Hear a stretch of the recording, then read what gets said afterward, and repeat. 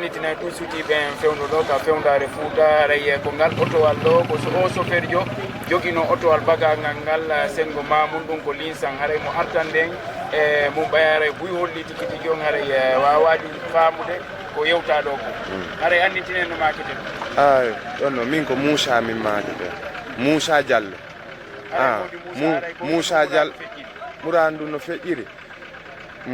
bandi ɓen ɓe iwu ɓaawo amen min annda min miijata hiɓe arde ɓaawo amen fiyondu meɗen fottude e motoji mouvement motoji no wadde ya ara ɗo ko laawol e olleer ɗon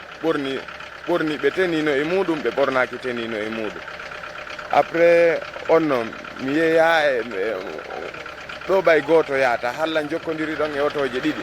yeeya ɓen ɗiɗo arano on ari dari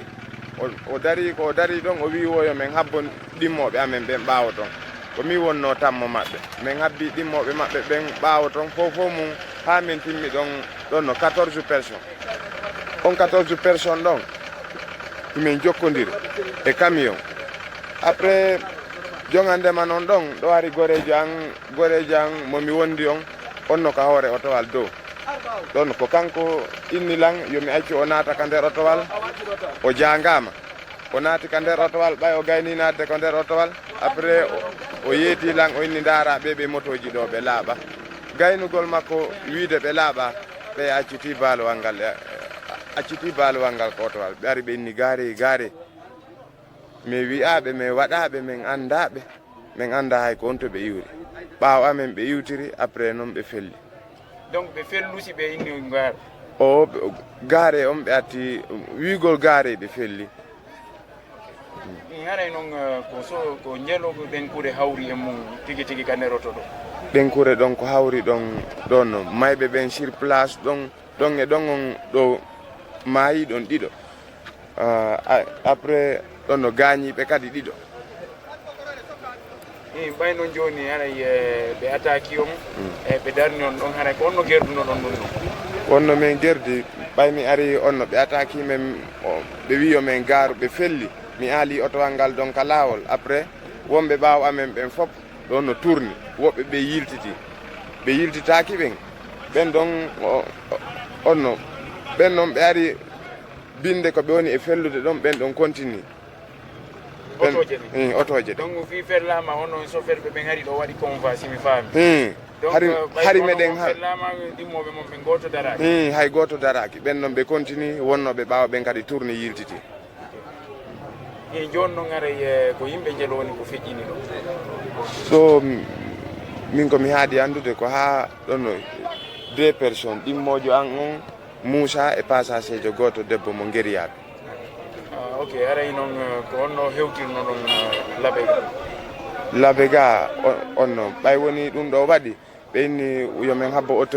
autorité kindiya on e linsan ɓe yiitida simme wawa déplacude ɗon otowal ngal onno ɓe inni mi wata ittude ɗon otowal ngal ɓen ɗon hewtade min noddimo 21 ari artiri fureji ɗin e gaañiɓe ɓen motowal goo ari ƴetti ɓen ɗon wona hay otowal gotal oto 21 ƴetti fureji ɗin otowal 21 wa ƴetti fureji ɗin gaañiɓe ɓen kadi ɓen ɗon min embarque ɓe nokku goo ɓe yehi komin ayni ɗon fureji ɗin min e granjo goo momi wonno addorde julɗo Allah ko on ɗon wawimi wallitade min ayni ɗin fureji ɗon ha autorité on hewti joni noon ɓay autorité on ko autorité mamum o wonno ko hewti ɗo wonno ɓe linsan ɓen e kindiya ɓay ɗon ɓen ɗon hewti ko honɗum wonno woduno ko yewtuɗon e maɓɓe ɓay ɓen ɗon hewti granjo momi wonduno e mum min nanta soso o wowlay soso e français toujours ɗo ko kanko e maɓɓe wonno e yewtude o wallitilan e nder yewtere nden o yewti ɓen ɗon onno ɗo kono nomi famiri noon ko yewtunoɓe titigi ɗo komi yewti on ɗo kon koɓe ari ɓe landi ko honto bandi ɓen iwri ko honno ha honto min ardi e maɓɓe ha ndu mouradu waɗi min inni minen ko ɓaawo amen ɓe iwtiri wona yeeso amen ko ɓaawo ɓe iwtiri ɓe ari noon ɓe wi gaare ɓe felli haɗa noon joni Allah ni ɗum ɗo joni e sukki kalawi wara ko ɗum wodata o toro ɗon ardiɓe leydi ni ardiɓe on ɓen min komi wawi to soferɓe ɓen fof ɓay tigui tigui on haray e ko hannuno ko sifa ɗum ɗo si waɗi hiɗo jokkodiri ko convoi wawa no doga se darete no tun ɓeya doga in kono joni waɗiri ni tun fof waɗi mo ɓe dogi ke ɓeya tun ni min kon ɗum mi yi e ndum mourado wona soferɓe ɗimmoɓe amen ɓen on haalday ɗo yo jokkodir ma yo yurmodir ha ɗon no dégât waɗa si dégât waɗi mo be ala darde programme goɗɗo go ko programme on woni darde fiyon ɗum min haaldu ɓawo toon adadema ɗum ɗo wadde yo min jokkodir min jokkodira hara goɗɗo a caali goɗɗo joni noon mo be no darde moƴƴendi machine mum on inna kañum ala habbade ɗimmojo muɗum joni noon ɗo hara koko min yewti min haaldidani min foti min haray ɗo noon est ce que wodaɓe tumuɗon hakkude est ce que ɓe onno ɓay noon ɓe felli o toon onon on darike Allah ɗi e on dogi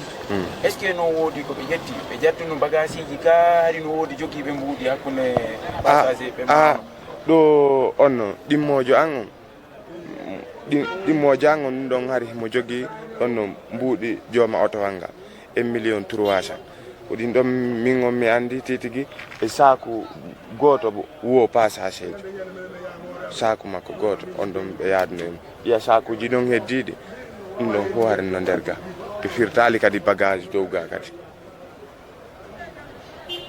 haɗa noon joni ɗo ko honɗum wodata ko tori ɗon ardiɓe on ɓen ko fewti haray ƴettugol ɓe ɓay ɗum ɗo yewtama neɓama yewtede min komi tori ardiɓe amen ɓen koye ɓe ndaaru no ɓe trouvira tout possible fi ndu mouradu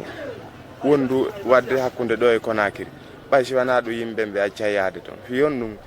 wano ɗo ni a yiyay ɗo goɗɗo sikka ko wonɗo yaade e programme e mum ɗo no ta ko bandi jokkodirɗa e muɗum donc mi faami hara e nder passage on kadi hara no woodi toon tuumaɓe wonɓe wadde indication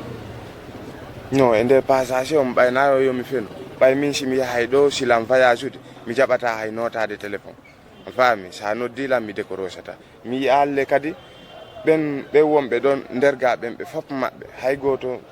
mi ala nande ɗo no téléphone mum ɗo no sona yawno ɗo ha ɗo tawi ko min tun heddi ɗo no ɗanaki ka nder otowal ga mi wonɗo doginde gore jang on no dow vers 3 heures gore jang on inni yomi accu o tippo dow ton o jangama o naata ko nder otowal o tippi noon o ari ɓay hari ko goto woni yeeso ɗo o tawti jooɗi ɗo yeeso ɗo ari ko sonnajo on noon o way ko jeanjo on noon kadi goɗɗum waɗnomo ɓe fellunomo ka ceeci ok donc haray chers téléspectateurs, donc vous nous suivez en direct de Fewnare Fouta TV. Donc Bassirou Le Sopé qui a été en tout cas braqué donc, sur la nationale Nabi Conakry, donc précisément dans la région de Mamoun, sous-préfecture de Loussa, à Yombokouré. Donc il revenait en tout cas sur le déroulement de ce braquage. Donc il y a eu le bilan a fait quand même état de 2 morts sur place. Il y a le syndicat qui vient encore de nous signaler qu'il y a eu un autre encore blessé grave qui a rendu l'âme donc aux dernières nouvelles. Donc c'était tout le briefing en tout cas du déroulement de ce braquage. Donc on vous dit merci et bye bye, Inch'Allah, on se retrouve très bientôt.